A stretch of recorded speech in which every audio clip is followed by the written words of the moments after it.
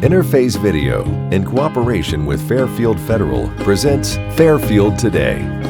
Brought to you by Fairfield Federal Savings and Loan, Fairfield Medical Center, Fair Hope Hospice and Palliative Care, the Frankie Smith Funeral Home, Fairfield County Adam H., Dagger Law, and the Fairfield County Board of Developmental Disabilities. Hello friends, and welcome to Fairfield Day. Beautiful day in downtown Lancaster as we begin our taping today. Pleasure to have you with us. We are in the lobby, of course, of Fairfield Federal, where so much happens behind us at the gazebo and everything going on. So we're just fortunate to be here and to bring you hopefully very entertaining shows. We've got a kind of a new project, kind of an old project renewed, if you will. As somebody that grew up in this town, my entire life as a kid, I spent at the Y. It wasn't a misspent youth, as many would say. It was not. I spent a lot of my time at a brand new Y facility there. I was there a lot, and then also across the street at Miller Park. Well, things have changed. The Y, of course, has grown greatly in the last few years. We've seen a lot of changes there. And if you go by Miller Park now, it ain't your old Miller Park anymore. Things are different, the big water plant going on. And besides that, there are other things that are going on kind of out of that in the Miller Park area. And we've got folks on to talk about that. Pleasure to have on a couple folks that can tell us all about that. We've got Melissa Eaton with us, and she is with a group called the All Accessible Sports Complex. And then speaking of the Y, the old Y guy himself, Mike Lieber here, but now representing Lancaster Rotary, who has become a partner with Melissa and her group. So first of all, welcome to both of you here.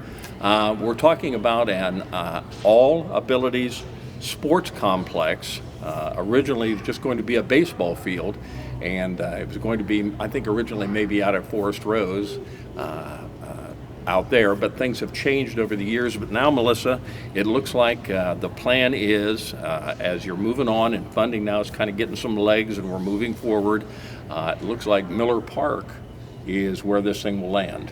Yes, originally it was supposed to be at Forest Rose, but due to kind of Fairfield DD's kind of new mission of inclusion of their students and things with the general community, as well as some funding obstacles and things, we decided to develop a partnership with the Lancaster Parks and build our field at the new Miller Park once the water plant is complete. So this is going to be kind of, if you were looking at the water plant from say 6th Avenue, it would be behind that, somewhere there, between that and Miller Pool, somewhere in that area? Somewhere in that area, yeah. Yes. A lot to be decided yet because the water plant's a long way from being done. The mayor still says the end of this year it will open. Fingers crossed on that. We're pulling for that, but you might just think maybe 2026. So really and that's probably better for you, more time, because fundraising is the name of the game here. And one of the reasons that Mike is joining us because Lancaster Rotary has partnered with you. You see a great tie-in here with the things you're going to be doing. And you're going to be building something completely different but contiguous, hooked up to her ballpark. It is. We call it Hunter Park 2.0. Okay. If you think about Hunter Park over there that Kiwanis put together, we as a Rotary Club wanted to do something in that area, and Melissa and her group, what they're doing is all accessible, and that's what we want the playground to be, and so that's what's going to happen. We're at Rotary Club has taken the lead and partnered with Melissa's group and with the Parks Department to try to put together an all accessible playground in Miller Park. Melissa, are you kind of, does it give you a little hope now that this thing's getting legs? Because you've battled with this, I know, a number of years. We've had you on several years ago when this was just kind of getting underway and it was slow moving, but now you've got some good partners with the Lancaster Rotary and the Lancaster Parks and Recreation Department, and it looks like, maybe there's not a light at the end of the tunnel yet, but it sounds like you're moving forward. Yes, we're definitely moving forward, definitely getting close. This will happen. We feel pretty confident about this.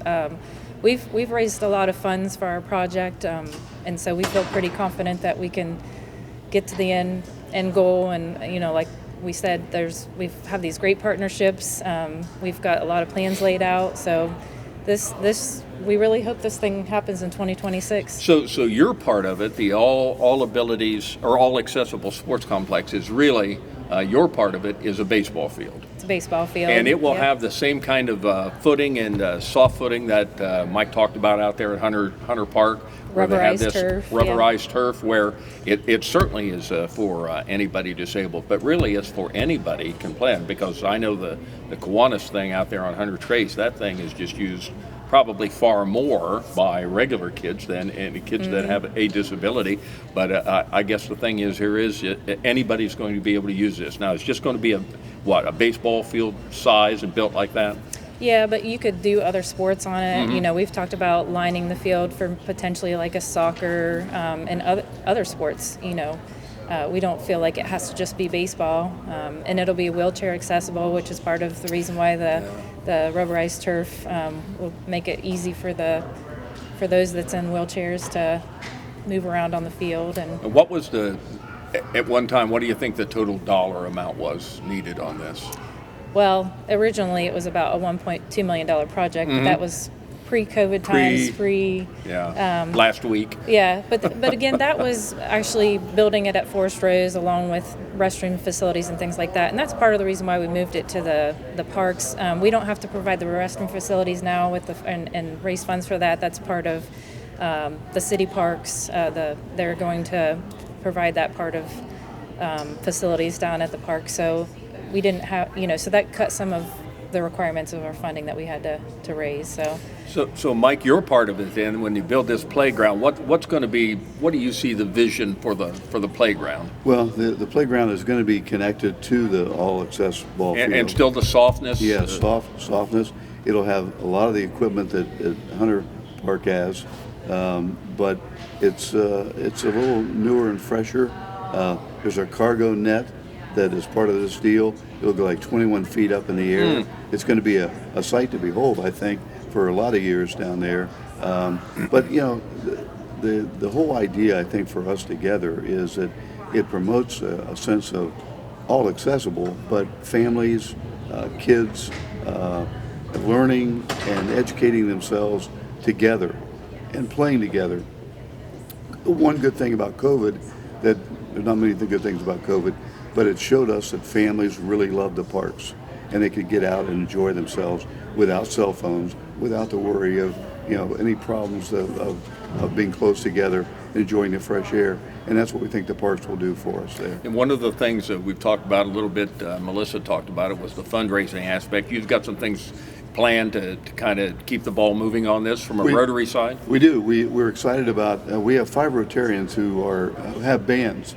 And so the 5 bands are collaborated. We're going to have a band contest in September, right out here, right outside on the stage area. The date to be determined. Looks like it's going to be September 20th. The Buckeyes are off that day. That's important. Big important point. But we're going to have a battle of the bands, and we're going to have fun with it, sell tickets to it, and just enjoy ourselves in the music. Now, Melissa, from your side standpoint, fundraising still an issue, always will be. Right. Yeah, we just continue to contact businesses and promote. We don't have any specific fundraisers in the works currently, but we'll probably maybe participate and help Rotaries. So your website where people can donate is what? playingwithoutlimits.org. Yep. Playingwithoutlimits.org. Good website, got a lot of good information. Can they find anything? Is there a phone number they can call if anybody wants to know about it or any information? Yeah, on the website, all of that information's on there. We are continually updating it with a few items. Our fund is at the Fairfield County Foundation, so you can always stop there if you want to donate. They hold our funds for us. Get a hold of us anytime. And I'll give a good plug to your dad. Your dad, I don't know how long ago he started this. I don't know if it's been a decade ago. It's been a while. Yeah, it's been a while. Since her name is Eaton, don't be fooled, she's a McGee. But her dad was Terry and his sister Sally, and the foundation that they've set up, that's been one of the driving forces behind it, some vision that they had that this would come about. And I'd have to say they'd be pleased with how you've carried the water on this. Yep, I want to see this through for them. Sure. Yep. Sure. It's such a great thing. And Mike, we talked about that. You've got the original one out here on 22 at Hunter Park, and how often that thing is used. I think I mentioned to you, I don't think I go by a day there that place just isn't, on a day like this, the place will be jammed out there. I mean, it's very busy, and I know that's the hope for you and Melissa with what will be going on at the new one. But between the downtown area and the west side over there, I think it'll be inundated. And then I think, as Hunter has found, people drive in, there's going to be plenty of parking. That's one thing that the Parks Department has assured us. There'll be plenty of parking, but people can walk to it from the downtown and west side. But I think people will travel to that area. It's going to be a draw for the downtown area, a big time, I think. And we're excited about the opportunity to be involved with Melissa's group, and also as a Rotary Club, we want to improve the community. And I think this is a big improvement for the downtown and west side area. Well, as somebody, I think anybody watches the show knows, I'm a West Sider. I grew up maybe a half mile from where all this is going on. I went there almost every day to the Y in the original days when it went up, and then Miller Park was. The only thing different about Miller Park all my years growing up is it flooded.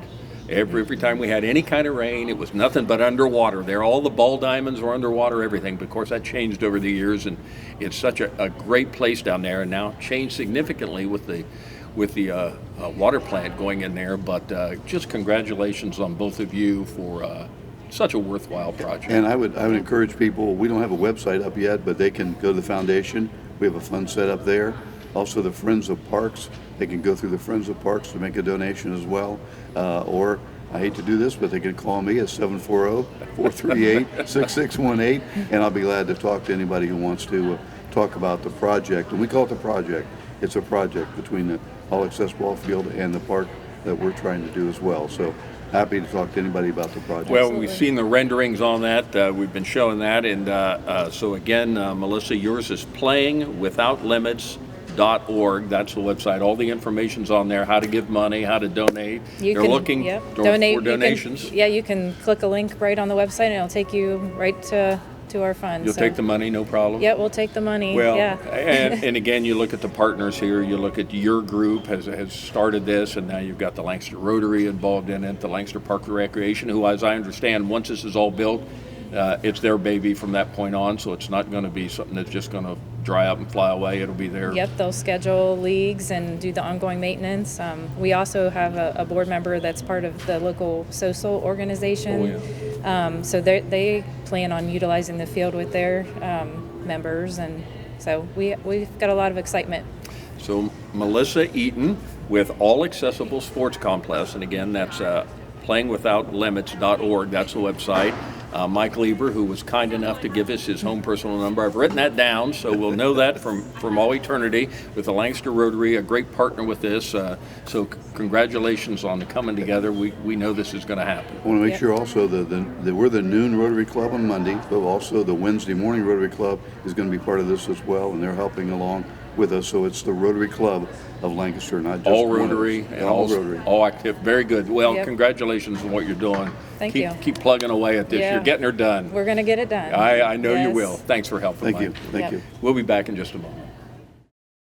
If you've been thinking about getting a home loan, now is the time. Hi, this is Carrie James from Fairfield Federal. Our experienced lenders are here to help you make your vision a reality. For more than 125 years, we've been helping our community achieve homeownership. Fairfield Federal has convenient online application for your home loan, home equity loan, and home equity line of credit needs. Visit fairfieldfederal.com to get started. Fairfield Federal for checking, savings, and home loans. Data charges may apply, subject to credit approval. Member FDIC, Equal Housing Lender, NMLS number 402612. The reason why I do what I do is I love helping people, and I really love to work on understanding and striving to improve the lives of the people in our community. Being in Fairfield County is having a network of people around you. I am driven by my belief that every individual deserves an opportunity to achieve mental and emotional balance, and I'm very passionate about contributing to that process. Community, connections, collaboration. The Fairfield County Way.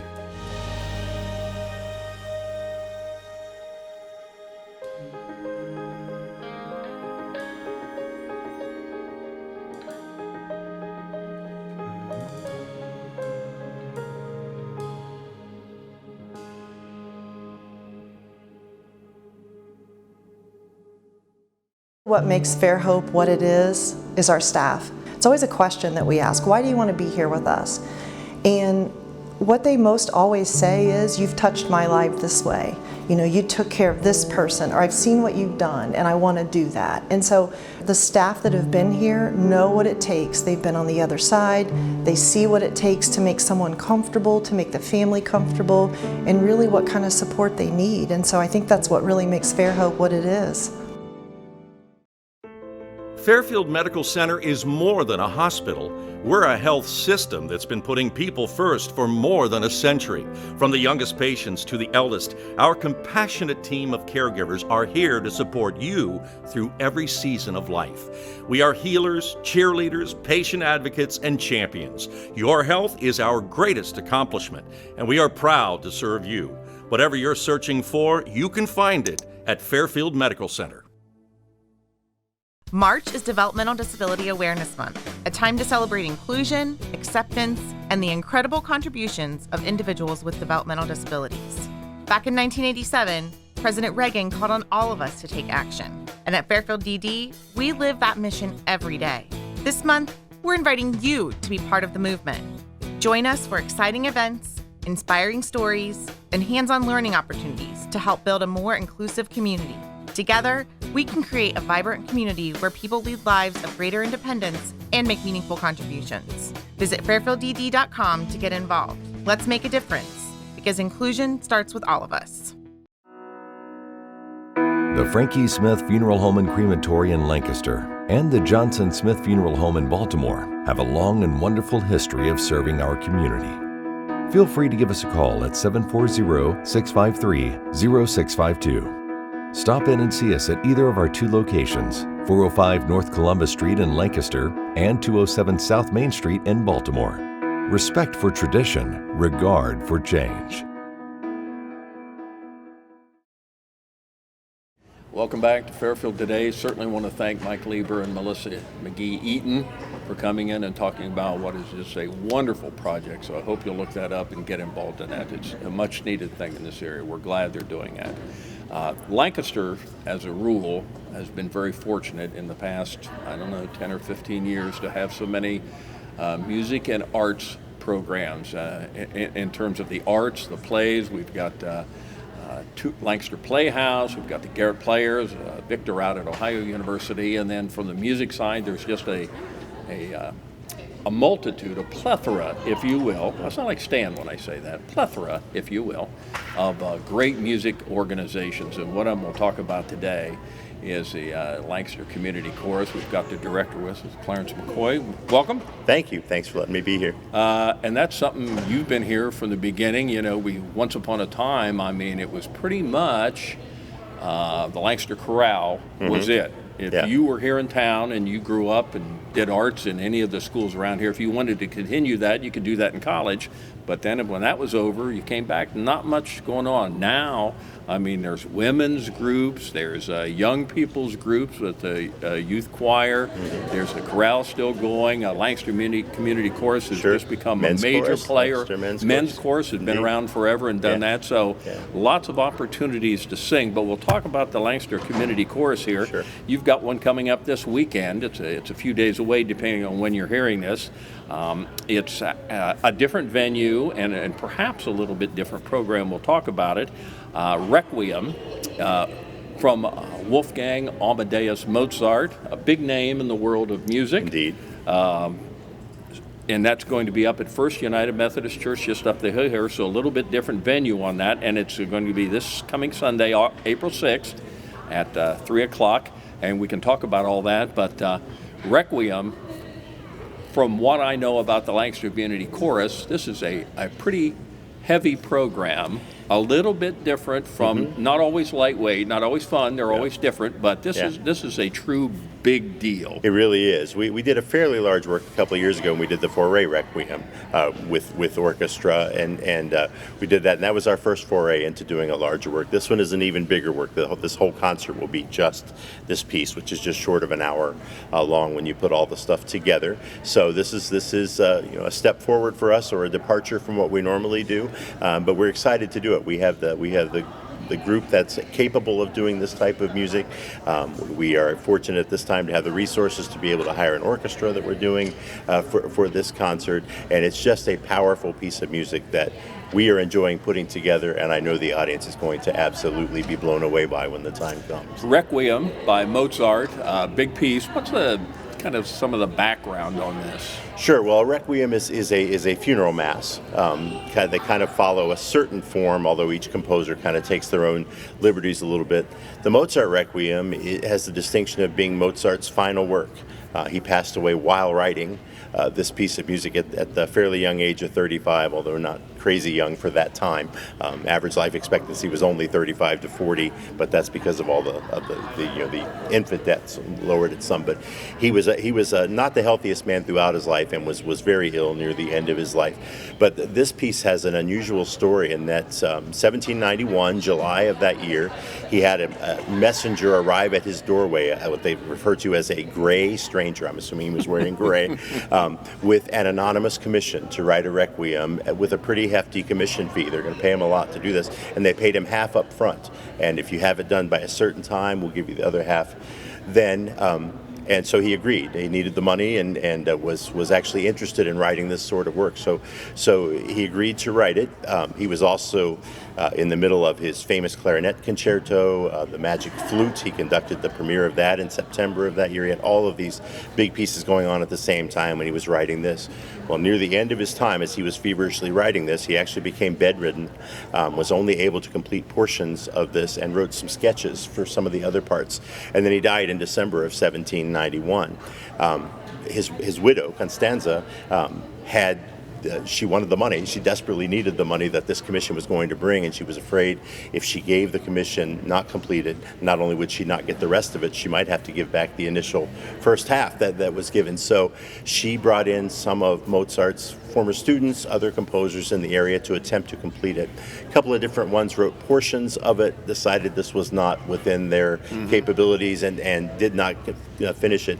And then she brought in someone who was a fairly young composer, 25 at the time, who had been a student of Mozart's, has some other pieces out there as well, named Zussmayr is his name. And he completed the work. And there are differing accounts of how much he did versus how much he didn't do, how much he followed Mozart's plan. He supposedly, the day before Mozart died, sat down with him and talked about what was going to happen with the rest of it together. And so he completed the work, and in an attempt to make sure everyone thought Mozart wrote the whole thing, he actually went back and wrote all of it in his hand, even the parts that Mozart had done and all that, to make it all look like it was one person who wrote it. They gave it to the person who did the commission, who we now know was a man named Count Walsegg, who was an amateur musician who made a habit of hiring famous composers and then passing off their work as his own. So his plan was, the anniversary of his wife's death, they were going to present this Requiem Mass and present it as his own.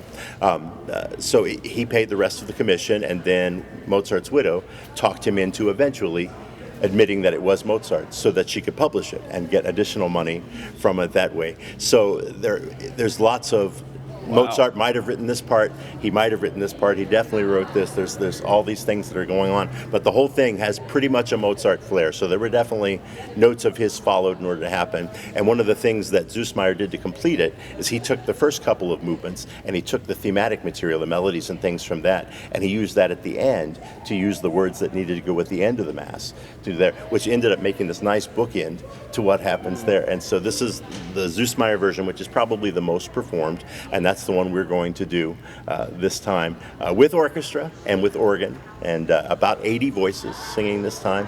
It's going to be a powerful piece of music. I was going to bring that up, 80 plus voices around that number? Yeah. Around 80 voices, and we'll have an 18-piece orchestra. Large orchestra. Yeah, 18 for that. Yes, exactly. This is what the instrumentation he wrote. Not stereotypical Mozart instrumentation in a lot of ways. It does use basset horn, although we use clarinets, and bassoons, which are pretty common. Of course, the string instruments. He often used flute and oboe and French horns, and none of those are involved in this. Instead, he has trumpets and trombones, which he did not write for all that often, and timpani. So all of that that stuff is going on. It's a very, very powerful piece of music. It and really the perfect place for it, of course, is at First United Methodist Sure. Church up there. But one of the big reasons is you've got the big organ, and that's that is the integral. reason. Yes, we definitely needed the organ. That's why we're here instead of our usual location. We're at First United Methodist Church. There's a very nice pipe organ there. We're a little constrained as far as space for our performers up there. We're really going to squeeze to fit 80 singers into our performance space up there, but we're going to make it happen, and it's going to be good.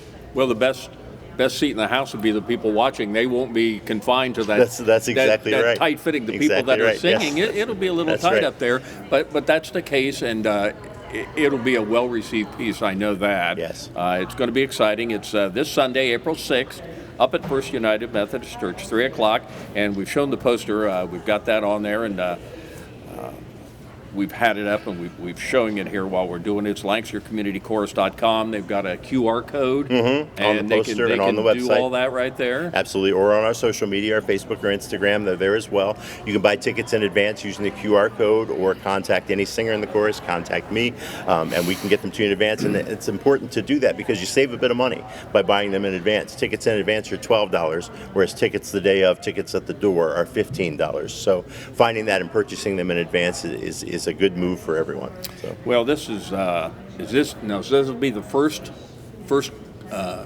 community chorus event of the year.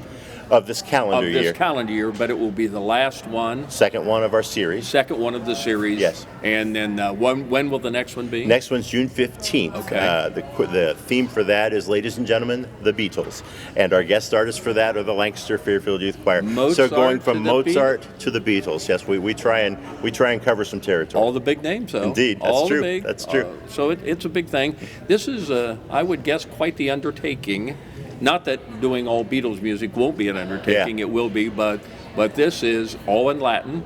It is all in Latin, indeed, and not necessarily a style of music that we do all that often. At least not this much at once. We started a couple of weeks early for this. Normally we do 8 rehearsals. We had planned to do 11. One of them got snowed out, so we have 10. Weather's 10, an issue. Yes, exactly, and that's it. Which is one of the reasons for scheduling the extra rehearsals to start with. So we ended up with 10 rehearsals for this instead of our usual 8 to put them all together. And that last one that is putting together with the orchestra. So that takes some time too. Doesn't really count as a rehearsal for the chorus, I don't think. That's just a put it together type of thing. So and again, usually you have another group with you. You mentioned the youth choir will be the next one, and nothing in this. This will just be the entire community chorus and orchestra. And the orchestra. The orchestra would be our guests, and there are also soloists involved in this. We chose not to bring in outside soloists. We're using soloists from the group this time to put together. There's one soprano solo in a couple of spots, and then there's a couple of quartets, one person per voice part, that happens 4 times along the way. Fortunate to have a group that type has of singing. these kind of people that you don't necessarily need to bring in outside help. That is correct, which is part of the reason that we made that decision, because we do have the singers in the group that have that. Why not feature them? So it's quite the undertaking. You got less than a week to go. I don't see you sweating necessarily. No, you seem smile on your face. Indeed. I am excited for people to hear this because the group sounds absolutely fantastic. There are moments in this. There are a couple movements that you will recognize from film and TV and commercials and everything else. That famous pieces that are in there. Some of the glorious moments in this, with all 80 of those voices opening up, are just amazing. And I can't wait for people to hear that. And you mentioned that they're on TV. I remember calling or texting you recently at the Oscars. Yes, the one of the movement was on when they were having the memorial of all the past people that had passed away in the last year. Yes. And again, perfect as a requiem. Yes, exactly. That, yes, absolutely. Yeah, the Lacrimosa, the 7th movement of the 12 movement work, was used in that, and it's been used in The Godfather and just lots of other places. So people will recognize some moments along the way. Well, Shane will put it up again. This is Very the poster. Requiem, Lancaster Community Chorus. It's this Sunday, April 6th, 3 o'clock up at First United Methodist Church. You got the QR code. You'll see that on there. Everything's there. Go online, LancasterCommunityChorus.com. Get tickets online. Save some money. Get them ahead of time. It's worth the 15, but it'll really be worth the 12 Absolutely. if you get in for 12. The Lancaster Community Chorus, 80 plus voices, soloist. 18-piece orchestra. And Pipe organ. organ will be up there, and that guy can play the organ. He I'll can. say that. He can. He's very good. He's good. Mozart would be pleased with how this is coming around, I'm sure. And thanks for the insight on that. Certainly. Great background to have on that. Yeah. So it's Requiem this Sunday, Lancaster Community Chorus. Clarence McCoy is the director, and quite the undertaking, but good job. Thank you. Good job. Going to be a fun concert this Sunday. Thanks for joining us on Fairfield Today. Interface Video, in cooperation with Fairfield Federal, presents Fairfield Today. Brought to you by Fairfield Federal Savings and Loan, Fairfield Medical Center, Fair Hope Hospice and Palliative Care, the Frankie Smith Funeral Home, Fairfield County Adam H., Dagger Law, and the Fairfield County Board of Developmental Disabilities.